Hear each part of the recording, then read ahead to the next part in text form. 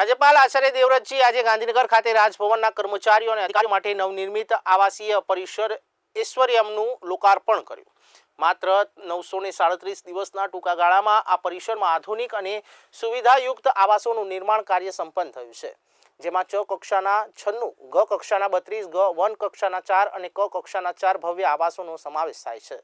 આ ઉપરાંત આ પરિસરમાં એક ભવ્ય કોમ્યુનિટી હોલ, સરસ્વતી સદનમ, સંપૂર્ણ સુવિધાયુક્ત રાજભવન, આરોગ્ય કેન્દ્ર, 10 દુકાનો અને એક વિશાળ ઉદ્યાનનું પણ નિર્માણ કરાયું છે। આ સમગ્ર આવાસીય પરિસરને ઐશ્વર્યમ નામ આપવામાં આવે છે, જે રાજભવનના કર્મચારીઓ માટે એક નવું અને સુવિધાસભર નિવાસસ્થાન બનશે।